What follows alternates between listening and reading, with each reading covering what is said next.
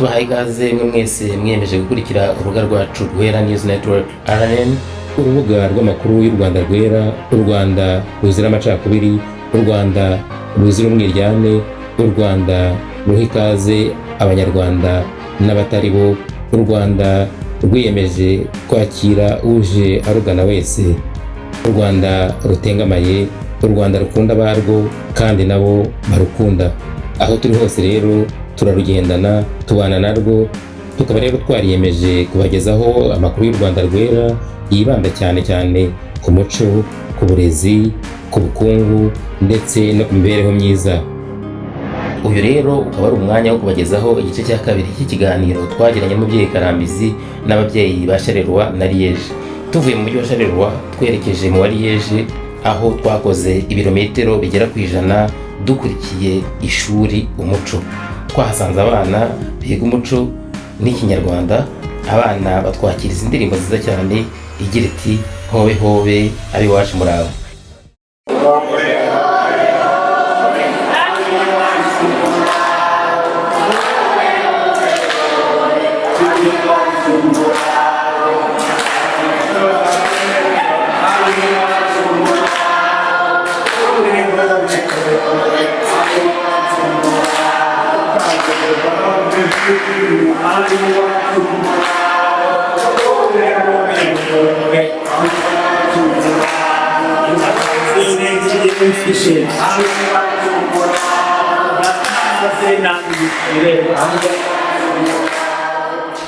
Icyo ni cyerekana urukundo abana bakunda igihugu cyabo.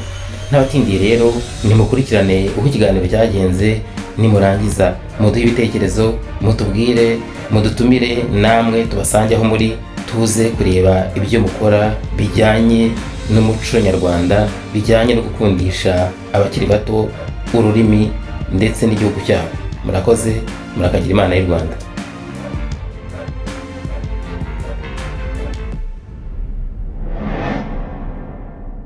Nongeye kubaramutsa abakunzi b'inkera y'iwacu. Ubu tuvugana noneho nageze mu mujyi wa Liège. Uyu mujyi wa Liège urimo abanyarwanda batari bakeya bahamaze igihe, hari n'abaje bashya, ariko ikintu cyanzanye cyane gikomeye nuko bafite ishuri ryigisha umuco, ryigisha ikinyarwanda, ryigisha kubyina. Nifuje rero kubaganiriza ngo batubwire ibyiza by'umuco wacu, ibyiza byo kuzana abana, byo gukundisha abana igihugu cyacu. Niyo mpamvu rero hano nicaranye n'ababyeyi batandukanye. Ngiye guhera ku witwa Uwimana Sylvie, ni umubyeyi wa hano Liège, aho amaze igihe. Muraho Sylvie? Murabaneza Karine. Amakuru yanyu? Amakuru ni meza. Ndi umunyarwandakazi uba Liège, mumaze igihe. Iki gitekerezo rero cyavutse mu 2018. Navuga ko nicyo cyatumye ninjira muri komite ya diaspora ya Liège, kuko nifuzaga yuko hajyaho ibyo kwigisha ikinyarwanda. Twari twarabiganiriye kenshi, wowe kubera ukuntu uzi kubyina wari unzajya mperaho akatwigisha. Ariko nyuma yaho kubera ko kuva nakwibaruka abana, mufite abana 3, ariko njye nari mfite abana 2, kubavugisha ikinyarwanda ni ikintu cyangombwa kuri njyewe. Ariko nanone iyo bakivuga bonyine ntabwo ari kimwe niyo babonye abandi bana. Hano rero mu ishuri ry'umuco baraza bakabona abandi b'abanyarwanda, ntabwo ari ibintu babona kenshi, bituma batumva ariko ari bo bonyine b'abanyarwanda. Nko ku ishuri abanje bigaho ni bo bonyine b'abanyarwanda. Hano rero birabafasha cyane kubona yuko bafite bagenzi bahuza umuco. Bahuza umuco. Iri shuri rero riba ku cyumweru, yego, buri byumweru 2. Ku cyumweru guhera saa 10 kugera saa 12. Isaha ya mbere niyo kwiga ikinyarwanda, ubundi isaha ya kabiri niyo kwiga amateka, icyumweru kimwe, ubundi igikurikiyeho bakiga kubyina.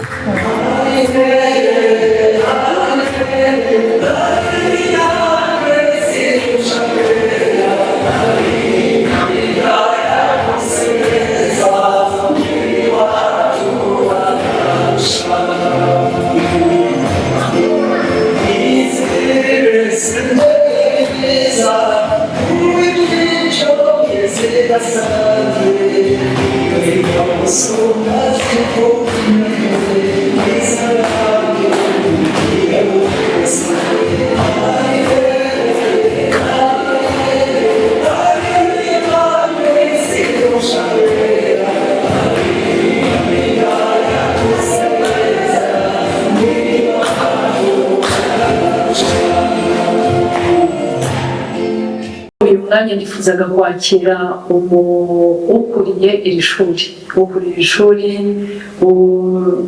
niwe mutwe niwe maguru niwe gihemba w'iri shuri. Nifuje rero kuganira nawe kugira ngo nawe atubwire aho akura izo mbaraga byonyine, kuko akura izo mbaraga ko ntabwo ari ibintu byoroshye kubasha kubifatanya n'ubuzima bw'inaha, naho akura urwo rukundo kuko nawe ni umuzi kera ko nawe Ikinyarwanda atarakizi, ariko ni ukuri iteye ubwoba uwamubereka kera aho ngaho mvuga njyewe muzi atazi Ikinyarwanda atazi u Rwanda n'uyu munsi ahantu ageze.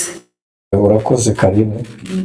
Imbaraga ahantu nzikura ni nk'aba babyeyi, ni ukubasha kurera abana bacu, gerageza kubabwira aho tuva, kubigisha ururimi rwacu, umuco w'iwacu.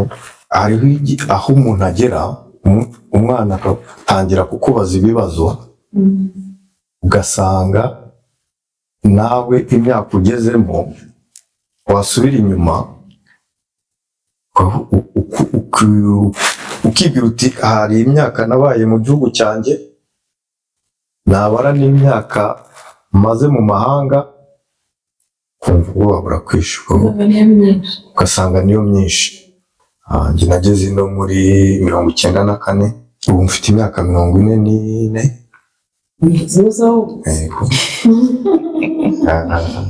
Bivuze ko nabaye iwacu imyaka 13, 14. Nubwo kubera icyo kintu usanga kugira ngo uzabashe kubwira abana bawe, nkanjye mfite abana bavanze, nabyaranye n'umubirigikazi wino, ntabwo biba byoroshye, bisaba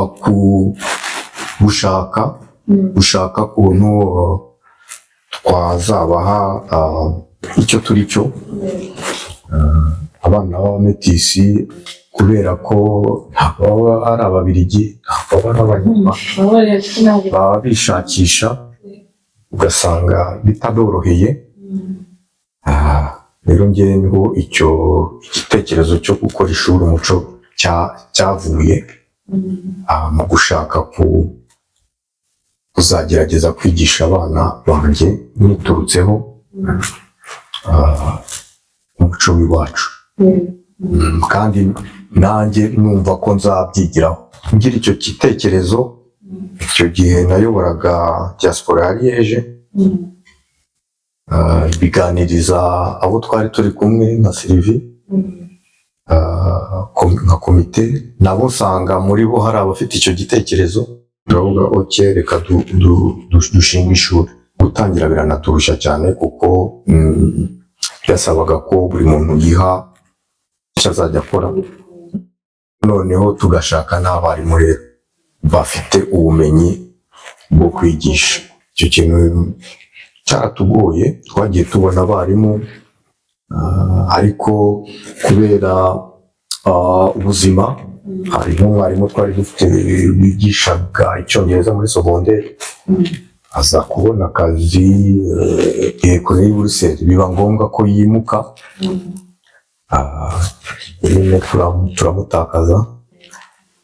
Njye rero mu gutangira nahise nifuza ko nayobora ishuri. Kubera iki? Kugira ngo tuzabashe kuramba, kuko akenshi abagerageje gukora ishuri ahantu byagiye bipfira ni ukutagira abarimu professionnellement n'ubiyobora kubifata, kuko biraruhije, hagiye harimo akazi. Rero nicyo gituma nafashe responsabilité zo kuvuga ngo iri shuri ngiye kuryizirikaho mpaka igihe haba covid. Twari tugeze ku bana nka 60, covid ije irahagarara. Icyo gihe twari dufite batima komine yadutije, abagira nabi barayangiza, nuko barayifunga, biba ngombwa ko dushaka ahandi dukorera. Nuko twagiye duhura n'inzitizi nk'izo zose, ariko igishimishije kandi gishimira n'ababyeyi ni uko malgré ça twarakomeje kandi bakomeza kuzana abana babo.